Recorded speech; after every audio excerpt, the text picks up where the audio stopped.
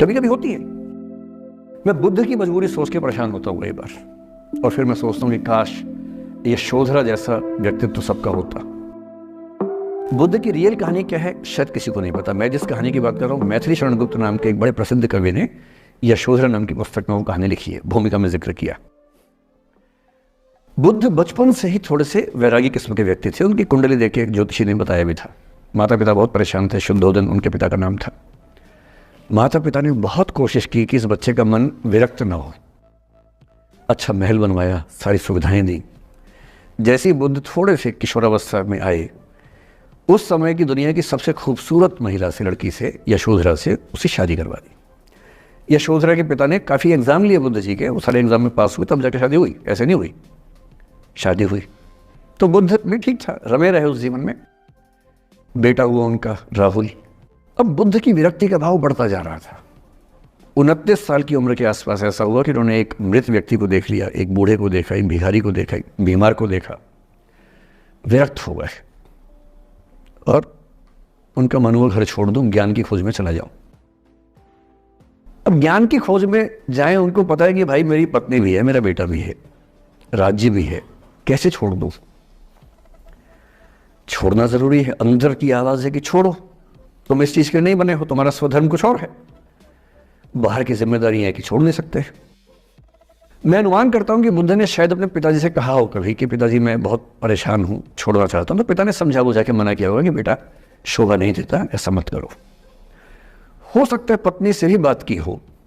पत्नी ने भी कहा हो कि ये क्या बात हुई, हम सबका जीवन तुम पे टिका है, बच्चा अभी बिस्तर से भी नहीं उतरा है, अभी तो चलना भी नहीं शुरू किया है, तुम ऐसी बात कर रहे हो। इसका जिक्र नहीं मिलता इतिहास में कि ये बात हुई कि नहीं हुई। और एक दिन बुद्ध ने तय किया और वो आधी रात को पत्नी और बेटे को सोता हुआ छोड़ के चले गए। इसको बौद्ध परंपरा में महाभिनिष्क्रमण कहते हैं, बुद्ध का अपने घर से निकल जाना। अब बुद्ध चले गए, लेकिन मैथिली शरण गुप्त यशोधरा के पर्सपेक्टिव से बुद्ध को देख रहे हैं। यशोधरा बहुत परेशान है, भाई पति चला गया है, बच्चे का पिता चला गया, मजाक थोड़ना है। राजा परेशान है कि उनका उत्तराधिकारी चला गया है। यशोधरा इतनी परेशान है, बहुत लंबे समय तक छंद आते रहते हैं कि वो कितनी बेचैन है, कितनी परेशान है। लेकिन यशोधरा की सबसे बड़ी परेशानी इस बात से नहीं कि बुद्ध चले गए, इस बात से है कि बिना बताए चले गए, भरोसा नहीं किया। और वो अपनी सहेली से कहती है, सिद्धि हेतु स्वामी गए, यह गौरव की बात। मुझे गर्व है कि मेरा पति इतने महान काम के लिए गया है। सिद्धि हेतु स्वामी गए, यह गौरव की बात, पर चोरी चोरी गए, यही बड़ा व्याघात। सखी सखी वो मुझसे कहकर जाते, कह तो क्या वो मुझको अपनी पथ बाधा ही पाते, क्या मैं रास्ता रोकती उनका? उसके मन में ये मलाल है कि बिना बताए चले गए। वो इस भाव को लेट गो नहीं कर पा रही है, परेशान है। फिर बुद्ध को ज्ञान मिला 6 साल की तपस्या के बाद, बोधगया में बोधि वृक्ष के नीचे ज्ञान मिला। बात फैल गई।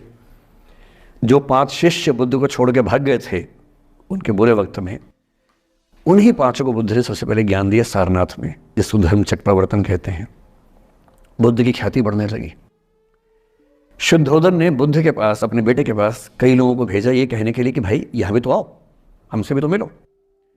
बुद्ध का ऐसा प्रताप था कि जो उनके पास जाता वो बुद्धम शरणम गच्छामि हो जाता, वापस ही नहीं आता।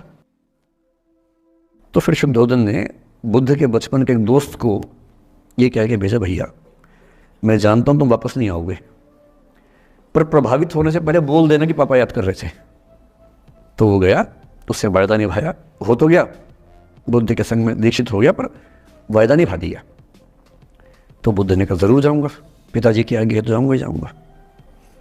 बुद्ध पहुंचे अपने कपिल वस्तु, जो अपना इलाका था, वहां पहुंचे। पूरे कपिल वस्तु में, नेपाल सिद्धार्थ नगर से नेपाल जाएंगे तो नेपाल बॉर्डर पे कपिल वस्तु है। मैं देखने गया था वो जगह जहां बुद्ध पैदा हुए थे, बड़ा सुंदर स्थान है, आप भी जाके देखिएगा भी। तो बुद्ध पहुंचे रात को, एक धर्मशाला में रुके। अब वहां हल्ला मच गया कि राजा का बेटा धर्मशाला में। बुद्ध ने कहा भाई मैं देखो राजा का बेटा बन के नहीं आया हूं, मैं बुद्ध बन के आया हूं। सुबह उठ के भिक्षा मांगने लग गए उस इलाके में, अपने ही पिता के राज्य में। पिता ने सिर पीट लिया कि भाई क्या कर रहे हैं। फिर बुद्ध ने सूचना भिजवाई कि मैं बुद्ध हूं, बेटा हूँ संयोग से, ठीक है, मैं आ रहा हूँ मिलने के लिए, पर मैं बुद्ध होके आया हूँ, मेरी चर्या है, नियम है, मैं भिक्षा से ही जीवन जीता हूँ अपना। ठीक है, पिताजी ने कहा चल कोई बात नहीं। फिर बुद्ध गए पिता से मिलने, पिता से मिले, सबसे मिले, भरी सभा में, लेकिन यशोधरा नहीं आई मिलने के लिए, लेट गो नहीं कर पा रहे थे। उसके मन में दर्द था, छुप के क्यों गया, बता के जाता। बुद्ध ने पूछा पिता से कि यशोधरा कहाँ है, तो बोले कि वो कह रही है कि अगर बुद्ध मिलना चाहेंगे तो खुद ही मिलने आएंगे मुझसे, मैं क्यों जाऊंगी भाई, आत्मसम्मान भी तो कोई चीज़ है, मैं क्यों मिलने जाऊंगी। तो बुद्ध मिलने गए। सोचिए कमरे में यशोधरा बैठी है, राहुल साथ में। अब राहुल थोड़ा सा बड़ा हो गया है, 6-7 साल का है। बुद्ध गए हैं। अब आपके मन में आ रहा है कि बुद्ध वहां जाके बोलेंगे सॉरी मैंने गलत किया, I hurt you, I really feel sorry.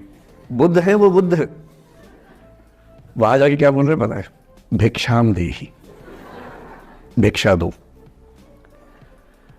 और यशोधरा कितनी महान महिला रही होगी, उसने अपने बेटे का हाथ बाप के हाथ में दे दिया। लेट गो का इससे महान उदाहरण दुनिया के इतिहास में नहीं है कि चलो आखिर तुमने आके झुक के कुछ मांगा तो सही। उसकी जितनी ईगो थी, अहंकार था, सब विगलित हो गया।